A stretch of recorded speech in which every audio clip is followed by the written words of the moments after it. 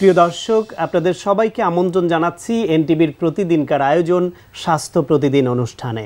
আপনাদের সঙ্গে আছি আমি ডাক্তার সাখাওয়াত হোসেন। প্রিয় দর্শক, আজকের এই অনুষ্ঠানে আমরা আলোচনা করব ভয়েস কেয়ার বা কণ্ঠস্বরের পরিচর্যা নিয়ে।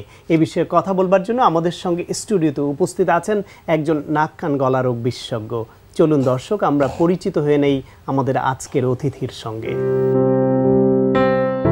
অধ্যাপক ডাক্তার মনিলাল এইচ লিটু 1966 সালের 30 জুন পিরোজপুর জেলায় জন্মগ্রহণ করেন।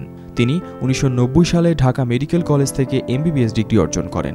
এরপর তিনি চিকিৎসা বিজ্ঞানে MS ডিগ্রি লাভ করেন। বর্তমানে তিনি স্যার সলিমুল্লাহ মেডিকেল কলেজ ও মিটফোর্ড হাসপাতালের নাক, কান ও গলা বিভাগের বিভাগীয় প্রধান হিসেবে কর্মরত আছেন। স্যার, আপনাকে আমন্ত্রণ জানাচ্ছি আমাদের অনুষ্ঠানে। আপনাদেরকেও ধন্যবাদ আমাকে এখানে আমন্ত্রণ জানানোর জন্য। স্যার, এই যে ভয়েস কেয়ার বা কণ্ঠস্বরের পরিচর্যা, এই বিষয়ে আপনি আমাদের অত্যন্ত প্রয়োজনীয় কিছু পরামর্শ দেবেন আশা করছি। শুরুতেই যদি বলেন ভয়েস কেয়ার মানে কি? ভয়েস কেয়ার মানে হচ্ছে যে ভয়েসকে আমরা আমাদের পরিমিতভাবে ব্যবহার করতে হবে, নিয়ন্ত্রিতভাবে ব্যবহার করতে হবে। ভয়েস অ্যাবিউজ কি সেটি বুঝলে আমার মনে হয় ভয়েস কেয়ার কি এটা বোঝা যাবে। যেমন এক্সেসিভ স্মোকিং, অ্যালকোহল, আপনার ঠান্ডা এবং আপনার ধুলাবালি, এগুলো ভয়েসের ক্ষতি করে। মশলাযুক্ত খাবার, তারপরে আপনার ডিহাইড্রেশন, যেমন আপনি সারাদিন কথা বলতেছেন কিন্তু আপনি পানি খাচ্ছেন না, হাইড্রেশনটা কম হয়, ভোকাল কর্ড, এইসব কারণে কিন্তু ভয়েসের ক্ষতি হয়। বেশি কথা বলা বা অতিরিক্ত জোরে কথা বলা, যেমন আমরা অনেককেই দেখি দীর্ঘ সময় বক্তৃতা দিলে তার কণ্ঠস্বর বসে যায়। এটা ডেফিনেটলি কারণ হচ্ছে যে আপনি প্রত্যেকটা ভোকাল কর্ড যেটা দিয়ে আমরা শব্দ উৎপন্ন করি, এই জায়গাটিরও একটি আসলে ক্ষমতা আছে, সেটা তো অ্যাক্টিভলি কাজ করছে। ভোকাল কর্ডে হারমোনিয়াম রিডের মতো নড়ে ফ্রিকোয়েন্সিতে।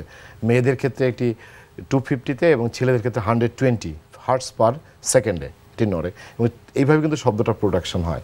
তো ওর যদি শক্তি না থাকে তখন তো এটা বসে যাবে। অনেকক্ষণ ধরে যখন কাজ করতে থাকে ভোকাল কর্ড, তখন টায়ার্ড হয়ে যায়, এটা ভোকাল টায়ারিং বলে। পরবর্তীতে এটি বসে যায় এবং অনেকবার হইতে হইতে হয়তো পার্মানেন্টলি এটি বসে যায়। অনেক সিঙ্গারের অনেক সময় গান গাওয়ার সময় এটি বসে যায়। I have seen some incidents like so. Voice কেয়ারের গুরুত্ব কতখানি, মানে একজন মানুষের ভয়েসকে ঠিক রাখার জন্য এটাকে নিয়মিতভাবে কেয়ার করাটা কতটা গুরুত্বপূর্ণ? আপনি জানেন যে শিল্পীরা তারা নিয়মিত আপনার ভয়েসের চর্চা করেন, অর্থাৎ তারা কিন্তু এক ধরনের সারেগামা বা বিভিন্ন রকমের রাগ চর্চা করে তারা এটার ভোকাল কর্ডে আসলে ব্যায়ামটা করা হয়, আর কিছু না। সাধারণ লোকও যারা আপনার এই টিচার, প্রফেশনাল আপনার ভয়েস যারা ব্যবহার করেন, অথবা বিভিন্ন কোম্পানির এক্সিকিউটিভ, এই প্রসঙ্গে আমি বলে নিই যে আপনার ভয়েস কিন্তু মানুষের ব্যক্তিত্বের লক্ষণ, এবং ভয়েস কিন্তু মানুষের যে কোনো কাজের উপরে যে নিয়ন্ত্রণ সেটি আরোপ করে হচ্ছে ভয়েস। আমরা এই ভয়েসের যত্ন নেওয়ার জন্য আমরা যে কাজগুলো করতে পারি সেটি হচ্ছে যে উপযুক্ত পরিমাণ পানি খাওয়া, ভয়েসকে অ্যাবিউজ না করা, যেটি আমি বলছি যে স্মোকিং, স্পাইসি ফুড, ডিহাইড্রেশন। প্রয়োজনীয় পানি মানে কি একজন প্রাপ্তবয়স্ক সুস্থ মানুষের দিনে 1.5 থেকে 2 লিটার পানি খাওয়া উচিত। এছাড়া কিছু স্পেশাল বিষয় আছে, যেমন ধরেন আজকে আপনি একটি বক্তৃতা দিবেন, যে বক্তৃতার স্থায়িত্ব 1 ঘন্টা, তাইলে আপনাকে সারাদিন আপনি কথা বলতে থাকলেন, তারপর গিয়ে বক্তৃতা দিলেন, ভয়েস কিন্তু টায়ার্ড হয়ে যাবে। ওই দিন আপনার ভয়েস রেস্ট দিতে হবে আগের থেকে। তারপরে উচ্চস্বরে আমাদের মারা কথা বলেন বাচ্চাদের সাথে, তাতে হয় কি অনেক জোরে কথা বললে অনেক সময় ভোকাল কর্ডের ভিতরে মাইক্রো হিমোরেজ হয়। মাইক্রো হিমোরেজে ওইটা অর্গানাইজড হয়ে পরবর্তীতে হেমাটোমা, যেন ফাইব্রোসিস হয়ে অনেক সময় ভয়েস চেঞ্জ হয়ে যায়। টিচাররাও ঠিক একইভাবে অনেক সময় কথা বলেন। তো এটার আসলে যে একটা সায়েন্টিফিক বেসিস আছে ভয়েসের, এই বিষয়টা সম্প্রতি মানুষের নজরে আসছে। আপনি জানেন আমাদের উপমহাদেশে লতা মঙ্গেশকর উনি একটা হাসপাতাল করেছেন পুনেতে, যেখানে আমিও 2 বার ট্রেনিং নিয়েছি ভয়েস কীভাবে নার্সিং করতে হয় এবং ভয়েসের সার্জারির উপরে। আপনার ভয়েসের আপনি একটি সার্টেন ফ্রিকোয়েন্সিতে সবসময় কথা বলবেন, এটা খুব জোরেও না খুব আস্তেও না। অনেকের ধারণা হচ্ছে আস্তে কথা বললে বোধহয় ভয়েস থাকে, বিষয়টা মোটেও তা না। খুব আস্তে কথা বলতে গেলেও ভোকাল কর্ডকে অনেক বেশি এনার্জি খরচ করতে হয়, আবার বেশি জোরে চিৎকার করে কথা বললেও কিন্তু এনার্জি অনেক বেশি খরচ হয় এবং অনেক সময় ইনজুরি হয়, ভিতরে মাইক্রো হিমোরেজ হয়। সুতরাং মধ্যমী উত্তম। আরও একটি বিষয় আছে, সেটি হচ্ছে যে ভয়েসের যে সাডেন চেঞ্জ অফ ভয়েস যদি থাকে তাহলে অবশ্যই আপনার চিকিৎসকের পরামর্শ নিতে হবে, কারণ এই সাডেন চেঞ্জ অফ ভয়েস যদি 1 মাস স্থায়ী থাকে তাইলে আপনাকে বুঝতে হবে যে ওখানে কোনো ডিজিজের কারণে এটা হয়েছে। সাধারণত কি কি রোগের কারণে ভয়েস যেমন vocal cord polyp, nodule, papilloma, singers nodule, দুটি ভোকাল কর্ডে ওই মাইক্রোহিমোরেজ হয়ে নোডিউল তৈরি হয়। এছাড়া কার্সিনোমা, ভেরি নটোরিয়াস ডিজিজ, আপনি জানেন, ল্যারিঞ্জিয়াল ক্যান্সার, এটিও হয়ে থাকে। তখন আমরা এফওএল করে আমরা দেখি আসলে ভোকাল কর্ডের অবস্থাটা কি। যদি 4 সপ্তাহের বেশি কোনো ব্যক্তি বা ব্যক্তির আপনার ভয়েস চেঞ্জ থাকে, তাহলে তাকে অবশ্যই একটি এফওএল করতে হবে। That is the golden rule. অনেক সময় সাধারণ আমাদের ফ্যারিঞ্জাইটিস হলে বা ঠান্ডা, গলা ব্যথা এরকম হলেও ভয়েস চেঞ্জ হয়, সেই ক্ষেত্রে ওই মুহূর্তে এই ভয়েস কেয়ার বা ভয়েসের যত্ন নেওয়াটা কি ধরনের হওয়া উচিত? সেটি হলো যে আপনাকে কম কথা বলতে হবে, ভয়েসকে রেস্ট দিতে হবে, অ্যান্টিবায়োটিক সেবন করতে পারেন, অ্যান্টিহিস্টামিন জাতীয় ওষুধ কাজে লাগে তখন। এছাড়া পানি, গরম পানি অথবা স্টিম ইনহেলেশন করতে পারেন, এবং খাওয়ার সময় গরম পানি খেতে হবে, কুসুম গরম পানিতে অনেক সময় লবণ দিয়ে একটু গার্গেল করতে পারেন আপনি, তাইলে ওই জায়গাটা ভালো থাকবে। আপনার আসলে তো এটা ফ্যারিঞ্জাইটিস বা নেজোফ্যারিঞ্জাইটিস বলেন বা ল্যারিঞ্জাইটিস বলেন, এবং যদি ক্লিয়ার কাট ল্যারিঞ্জাইটিসই হয়ে যায়, তাহলে সেই ক্ষেত্রে কিন্তু তার স্টিম ইনহেল করতে হবে। একটি পাত্রে পানি গরম করে পাত্রটি নামিয়ে ফেলে তার উপর একটি ভিজা গামছা দিয়ে, যদি ওই উপর দিয়ে যে বাষ্পটা উঠবে, এর সাথে কোনো কেমিক্যাল মিক্সচার করা যাবে না। কেমিক্যাল কিন্তু ভয়েসের ক্ষতি করে। কাজেই ওই স্টিমটি নাক দিয়ে টানবে, বুকের মধ্যে পূর্ণ দম নিয়ে ভিতরে নিতে হবে, এরপরে মুখ দিয়ে ছাড়বে। পরের বার মুখ দিয়ে টান দিবে, একদম দম নিয়ে শ্বাস আপনার ফুসফুসে নেবেন, এরপরে নাক দিয়ে ছাড়বেন। এভাবে অল্টারনেট করে 15 মিনিট সকাল বিকাল করলে আপনার শ্বাসনালীটা ভালো থাকবে, ভোকাল কর্ড ভালো থাকবে।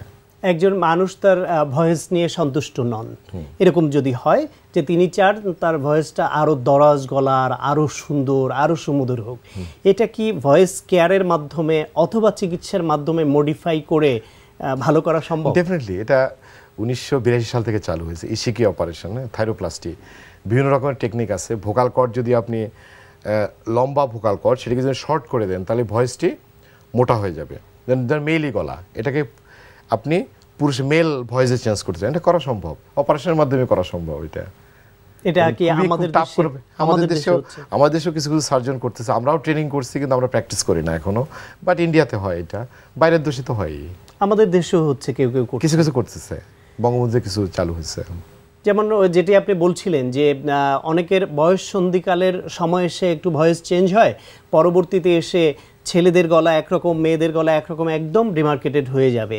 কিন্তু কোনো ছেলেদের বেলায় দেখা যায় তার গলার কণ্ঠস্বরটা একটু মেলই থাকে, এটি কি ভালো করা সম্ভব? ডেফিনেটলি। সেটাই বলছি আপনাকে যে মেয়েলি গলাও ছেলের মতো করা যাবে, ছেলেদের গলাও মেয়েদের মতো করা সম্ভব। এটা ওই যে ভোকাল কর্ড এলঙ্গেশন অথবা শর্টেনিং, এটার উপর ডিপেন্ড করে। একটি তার যত আপনি টেনে যত স্ট্রেট করবেন, যত এটা স্ট্রেংথটা বাড়াবেন, তত আপনার ফ্রিকোয়েন্সিটা বেড়ে যাবে না।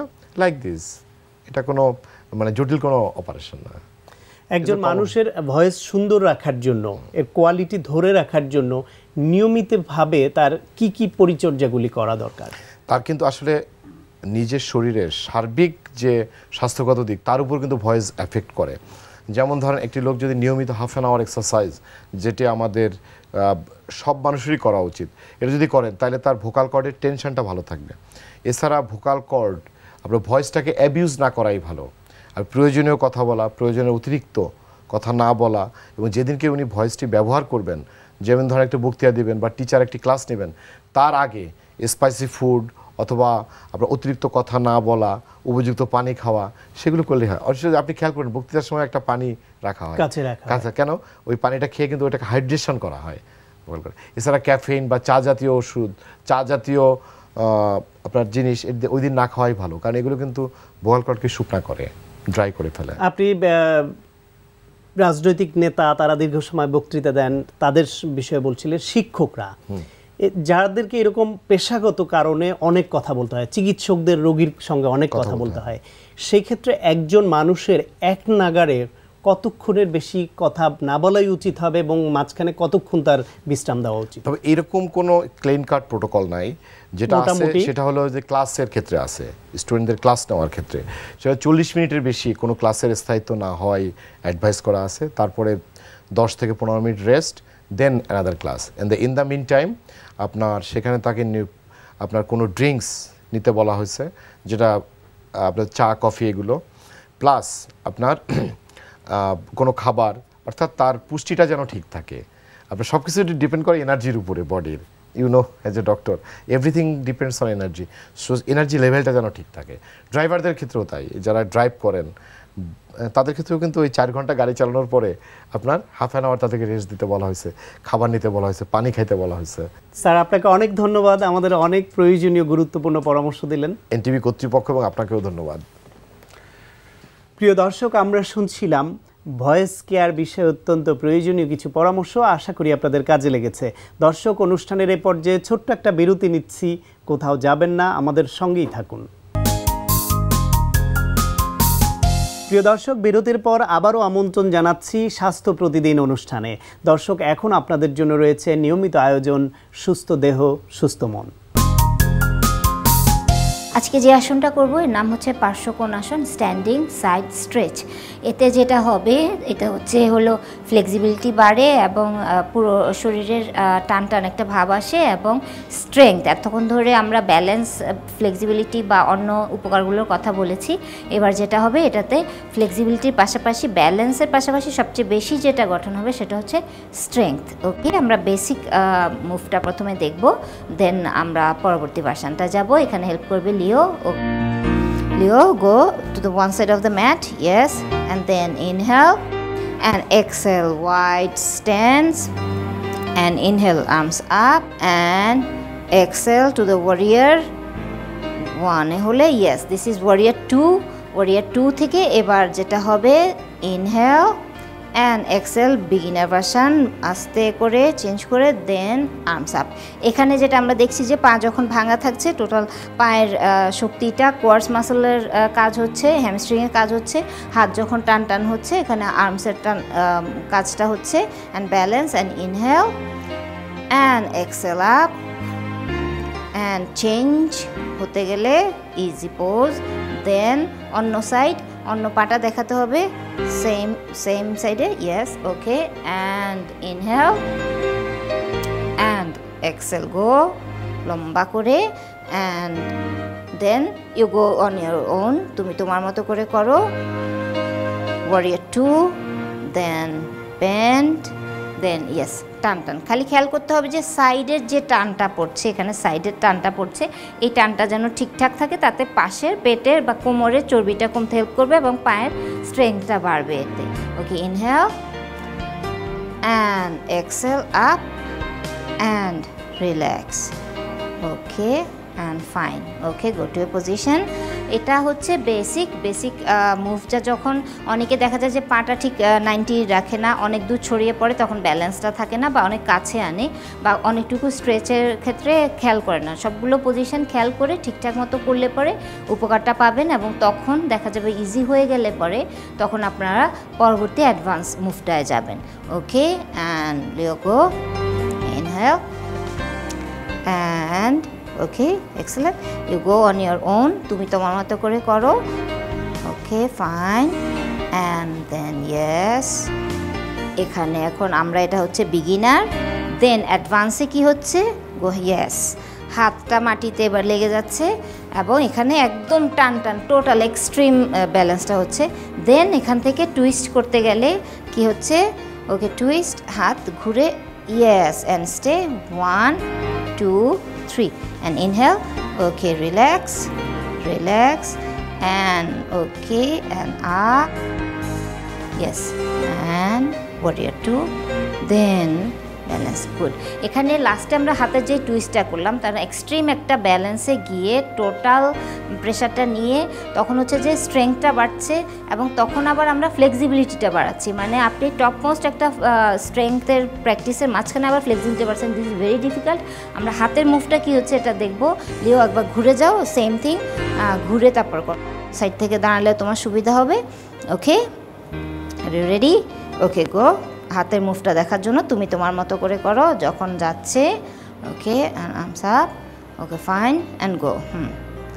দেন বিগিনার, দেন অ্যাডভান্স, একদম total stream, then twist, this is the most difficult part. হাত পিছন থেকে এনে দেন আমরা ট্রাই করবো। Yes, nice job, balance, strength, stamina, each and everything এখানে কাজ হচ্ছে। And inhale and exhale, relax তোমার মতো করে, fine, and up, and warrior 2, then normal pose, okay, ঘুরে যাও। এখানে আমরা 4-5টা আসনের কম্বিনেশন কিন্তু হচ্ছে warrior 2, then step 1, then step 2 and then twist.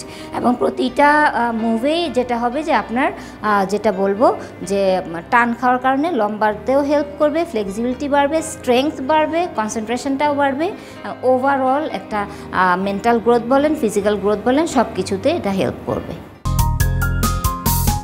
প্রিয় দর্শক, হঠাৎ যদি কারো তীব্র জ্বর হয় সেক্ষেত্রে চিকিৎসকের কাছে যাওয়ার আগে তাৎক্ষণিকভাবে করণীয় কি, চলুন সে বিষয়ে শুনি আজকের প্রাইমারি কেয়ার। নিজেদের অথবা পরিবারের সদস্যদের অথবা ঘনিষ্ঠজনদের যে কোনো সময় জ্বর হতে পারে। তো জ্বর হলে আমরা ঘাবড়ে যাব না, আমরা শান্ত থাকব এবং আমরা আমাদের প্রিয়জনকে বিশ্রামে রাখব এবং আমরা খেয়াল রাখবো যাতে জ্বর আমরা মেপে নেব, যাতে টেম্পারেচার কত আসছে আমরা সেটা দেখে নিতে পারি এবং আমরা পানি দিয়ে কাপড় ভিজিয়ে গায়ে স্পঞ্জ করে দেব। তবে আমরা লক্ষ্য রাখবো যাতে পানিটি খুব বেশি ঠান্ডা না হয়, কারণ সেক্ষেত্রে তার ঠান্ডা লেগে যেতে পারে। এবং খাবারের ব্যাপারে সতর্কতা অবলম্বন করব। যদি জ্বর এরকম হয় যে 100 ডিগ্রি ফারেনহাইটের উপরে চলে যায়, সেক্ষেত্রে আমরা প্যারাসিটামল সিরাপ অথবা ট্যাবলেট দেব। এছাড়া আমরা লক্ষ্য রাখবো 1 দিন বা 2 দিন যাতে করে আরও কোনো অসুবিধা তার সঙ্গে যোগ হয় কিনা। যদি এর সঙ্গে কাশি, শ্বাসকষ্ট কিংবা অন্য কোনো ধরনের উপসর্গ যোগ হয় কিংবা জ্বরের মাত্রা বেড়ে যায়, সেক্ষেত্রে অবশ্যই আমরা আমাদের ব্যক্তিগত চিকিৎসকের সঙ্গে যোগাযোগ করব এবং পরবর্তী চিকিৎসা নেব। জ্বরের সাথে যদি কাশি বা শ্বাসকষ্ট বা অন্য কোনো উপসর্গ দেখা দেয় অথবা জ্বর যদি 2 দিন বা তারও বেশি সময় ধরে থাকে, সেক্ষেত্রে আমরা নিকটস্থ হসপিটালে যোগাযোগ করব অথবা আমাদের ব্যক্তিগত চিকিৎসকের কাছে পরামর্শ নেব। প্রিয় দর্শক, এখন আপনাদের জন্য রয়েছে স্বাস্থ্য প্রতিদিন আজকের হেলথ টিপস। খাবার স্যালাইনের বিকল্প হিসেবে ডাবের পানি উত্তম, তাই যারা খাবার স্যালাইনে স্বাচ্ছন্দ্য বোধ করেন না তারা ডাবের পানি খেতে পারেন। প্রিয় দর্শক, এই অনুষ্ঠান সম্পর্কে আপনাদের যদি কোনো মতামত বা পরামর্শ দেবার থাকে তাহলে লিখতে পারেন এই ঠিকানায়। প্রযোজক স্বাস্থ্য প্রতিদিন, এনটিভি, বিএসসি ভবন, 7 তলা, 102 কাজী নজরুল ইসলাম এভিনিউ, কারওয়ান বাজার, ঢাকা 1215। ফ্যাক্স 914338 থেকে 7 পর্যন্ত, অথবা ইমেইল করুন স্বাস্থ্যপ্রতিদিন@ntvpt.com এই ঠিকানায়। প্রিয় দর্শক, আপনার প্রিয় স্বাস্থ্য প্রতিদিনের আগামী পর্বে যা রয়েছে, হার্টের একটা বড় কাজ হচ্ছে পাম্প করে সারা শরীরে রক্ত ছড়িয়ে দেয়া এবং সারা শরীর থেকে দূষিত রক্ত হার্টের মধ্যে নিয়ে আসবে এবং তখন হার্ট সংকুচিত হবে। এই কাজটি যখন করতে পারছে না, তখন যেটা হবে যে হার্টের মধ্যে রক্ত জমা পড়ে থাকবে, অনেকখানি অপ্রয়োজনীয় রক্ত জমা পড়ে থাকবে এবং তার ফলে যেটা হয় তখন বুকের মধ্যে পানি জমে যায়। আমরা যদি বলি লেফট ভেন্ট্রিকুলার ফেলিয়ারের মতো একটা পরিস্থিতি তৈরি হয়, সেক্ষেত্রে বুকের মধ্যে ফুসফুসে পানি জমে যায়।